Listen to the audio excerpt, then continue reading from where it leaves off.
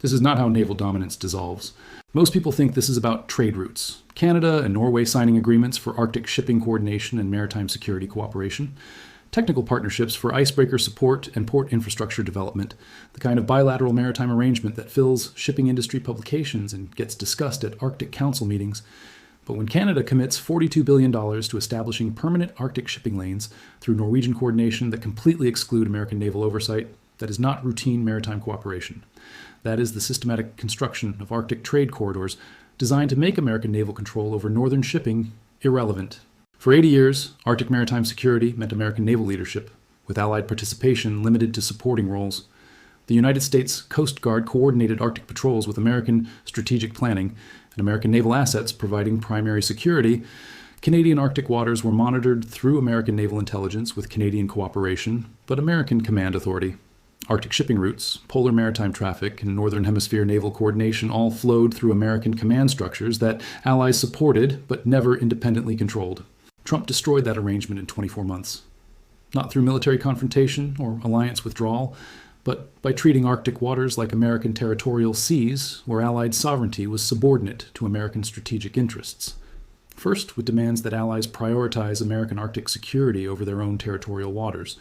Then with threats to restrict naval cooperation with countries that developed independent Arctic capabilities. Then with explicit warnings that nations asserting maritime sovereignty in Arctic regions would face American naval pressure, designed to maintain Washington's dominance over northern shipping routes.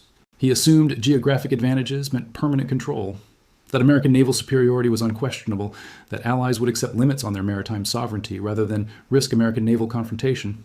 Instead, he gave Canada the strategic justification to do what Arctic geography had always made possible, build Arctic shipping infrastructure that makes American naval control optional rather than mandatory. Mark Carney announced the Canada-Norway Arctic Maritime Alliance in Oslo, February 9, 2026. Not in Washington, where NATO protocols would require American consultation, not through alliance channels where Pentagon could demand coordination oversight. In Norway's capital, standing next to Norwegian Prime Minister Jonas Gahr Store, speaking directly to an audience that included executives from every major Arctic shipping company and representatives from both countries' naval commands.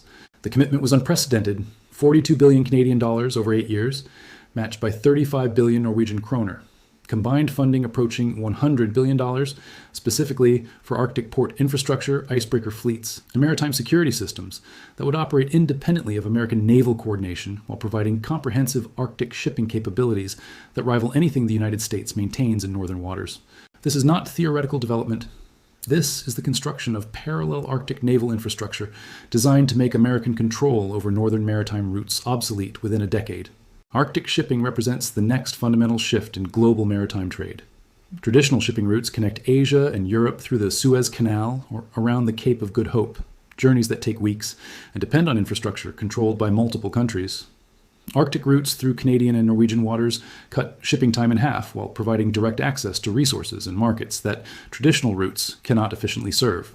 Climate change is accelerating Arctic ice melt, extending shipping seasons and making northern routes viable for larger vessels.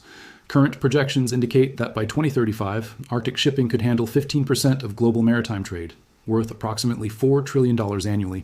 The country that controls Arctic shipping infrastructure controls the next era of global maritime commerce. Every container ship route, every bulk cargo movement, every energy transport becomes either efficient or expensive, depending on who controls the Arctic ports and icebreaker support that make northern shipping practical. For decades, the United States maintained commanding Arctic naval presence through Alaska-based operations and coordination with minimal Allied infrastructure. American icebreakers provided Arctic access when needed. American naval intelligence monitored Arctic shipping. American maritime law enforcement coordinated Arctic security with Allied support, but American command authority. That control is ending through Allied coordination that excludes American participation.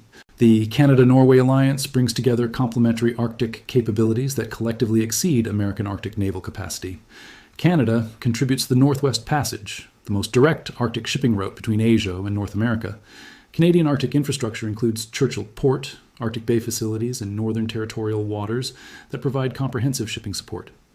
Canadian icebreaker expertise through decades of Arctic operations gives practical experience that commercial shipping requires. Norway contributes advanced Arctic technology through companies that built the world's most sophisticated icebreakers and Arctic drilling platforms. Norwegian maritime engineering provides ship design expertise essential for Arctic commercial operations. Norwegian Arctic research institutions bring decades of experience in polar navigation and Arctic weather systems that safe shipping requires. Combined, Canada and Norway can provide complete Arctic shipping services without depending on American naval protection, American port facilities, or American icebreaker support. Every aspect of Arctic maritime commerce, from route planning to emergency response, can be completed through Canadian-Norwegian cooperation. The strategic implications are transformative. Commercial shipping between Asia and Europe through Canadian and Norwegian Arctic routes bypasses American naval oversight entirely. Maritime cargo that previously required protection from American naval forces now operates under Canadian-Norwegian security coordination. Arctic trade corridors function independently of American strategic priorities, while providing more efficient alternatives to routes that depend on American naval protection. For the first time since global maritime commerce developed, major shipping routes operate beyond American naval influence. The alliance established 4 parallel development tracks that will fundamentally alter Arctic maritime commerce within 7 years. First, integrated icebreaker fleets. Arctic shipping requires icebreaker support to maintain reliable schedules regardless of ice conditions. Traditional Arctic shipping depended on American or Russian icebreakers that provided support when available but prioritized national interests over commercial reliability.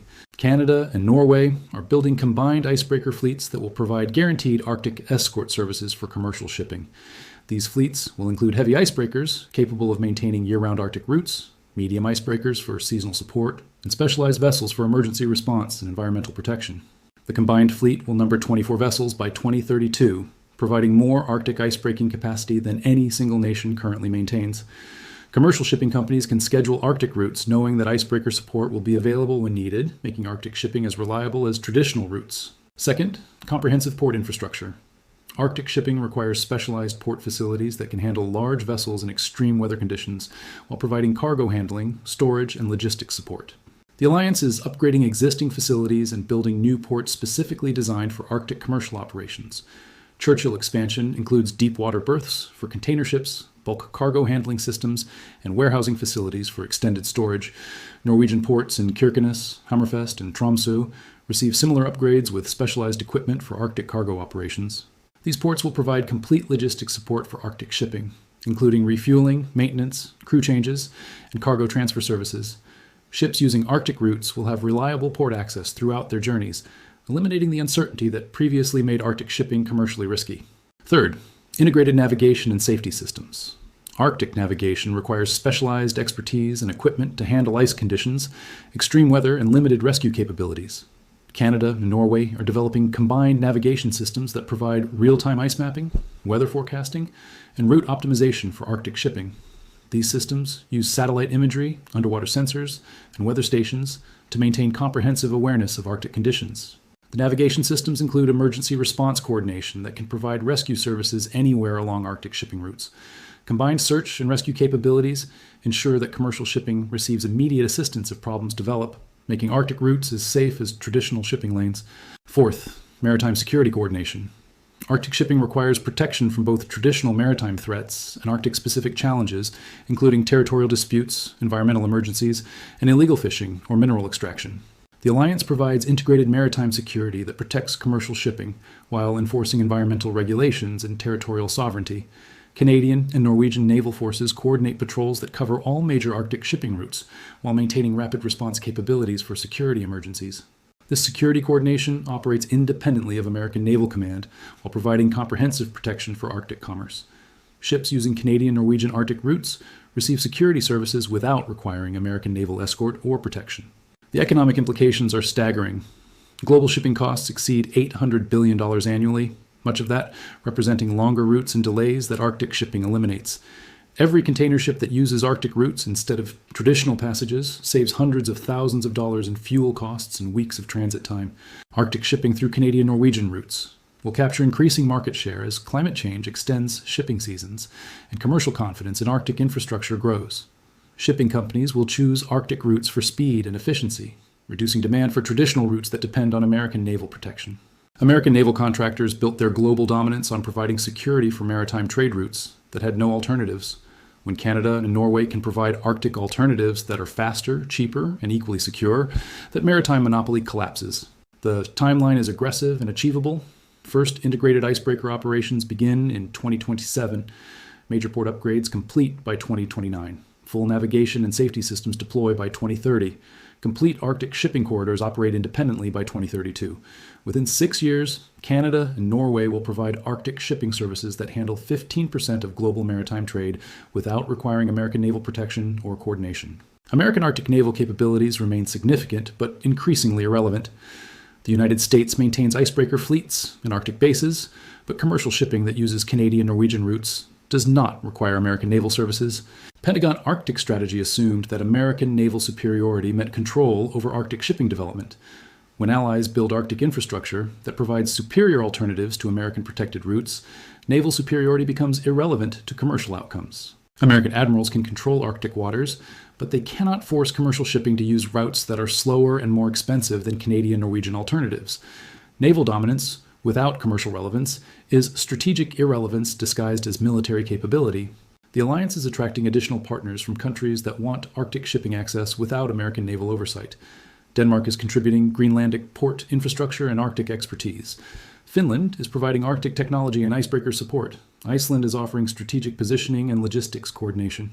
Each new partner brings capabilities that strengthen Arctic shipping corridors while reducing dependence on American naval protection. What began as Canadian-Norwegian cooperation is becoming multilateral Arctic development that collectively provides more comprehensive services than American naval forces alone can offer. For American naval commanders, the implications are strategic marginalization. Naval power projection depends on controlling maritime choke points and trade routes that have no alternatives. When major shipping corridors operate independently of American naval protection, traditional naval leverage disappears. The Pentagon built its global naval strategy on protecting maritime trade that had no choice but to use routes under American naval control. When Arctic shipping provides faster alternatives that operate under Allied protection, American naval relevance to global commerce diminishes systematically. Maritime security depends on navies that commercial shipping requires for protection. When shipping companies choose routes protected by Canadian-Norwegian naval coordination, American naval services become optional rather than essential. The transformation is already beginning. Major shipping companies are conducting Arctic route trials through Canadian-Norwegian coordination. Asian manufacturers are exploring Arctic shipping for European markets that bypasses traditional routes entirely. Energy companies are planning Arctic operations that use Canadian-Norwegian infrastructure instead of American naval support. American naval intelligence can still monitor Arctic shipping, but they cannot control commercial decisions that favor Canadian-Norwegian routes over American protected alternatives. Every ship that chooses Arctic corridors represents commerce that American naval forces no longer influence. The psychological impact on Pentagon leadership is evident in congressional testimony where naval officials describe strategic challenges they cannot address through military solutions. Senate Armed Services Committee members receiving briefings on Arctic developments that clearly represent threats to American naval relevance, but offer no military responses that would not damage Allied relationships. Navy Department personnel acknowledge privately that American naval advantages depend on commercial shipping that increasingly has alternatives to American protected routes. State Department officials recognize that maritime influence erodes when Allied shipping operates beyond American naval coordination. The federal bureaucracy is responding with increased Arctic naval funding, but money cannot solve the fundamental problem. American naval supremacy was built on geographic advantages and lack of alternatives. Canada and Norway are eliminating both advantages through Arctic infrastructure that provides superior commercial services. European allies are watching Canadian-Norwegian Arctic cooperation with interest rather than concern. Germany is exploring Arctic shipping agreements with both countries. France is developing Arctic port partnerships that could integrate with Canadian-Norwegian networks. The United Kingdom is considering Arctic cooperation agreements that would provide British shipping companies access to northern routes. European governments recognize that Arctic shipping offers commercial advantages that traditional routes cannot match. Participating in Canadian-Norwegian Arctic development provides economic benefits without requiring dependence on American naval protection. NATO allies are not opposing American interests deliberately, but they are prioritizing their own commercial opportunities over American naval dominance. When those priorities conflict, Allied governments are choosing Arctic shipping efficiency over American maritime coordination. The precedent matters beyond Arctic shipping. If allies can successfully develop maritime infrastructure that excludes American naval participation, other areas of supposed American naval dominance become questionable. Pacific shipping routes that bypass American naval protection. Atlantic trade corridors that operate independently of American coordination. Global maritime security that functions through Allied cooperation rather than American naval supremacy. Each area where allies achieve maritime independence reduces American naval leverage and influence. The Canada-Norway Arctic Alliance is the first comprehensive demonstration that major allies can develop maritime capabilities that exceed American naval services while excluding American participation entirely. Success encourages additional maritime independence projects that further reduce American naval advantages. 20 years ago, American naval superiority seemed insurmountable. American fleets controlled essential waterways. American naval bases provided global coverage. American maritime coordination ensured that commercial shipping depended on American naval protection. The Arctic Alliance breaks that pattern completely. Canada and Norway are developing maritime infrastructure that surpasses American naval capabilities while excluding American naval coordination entirely. Trump wanted to demonstrate that allies needed American naval protection for Arctic security.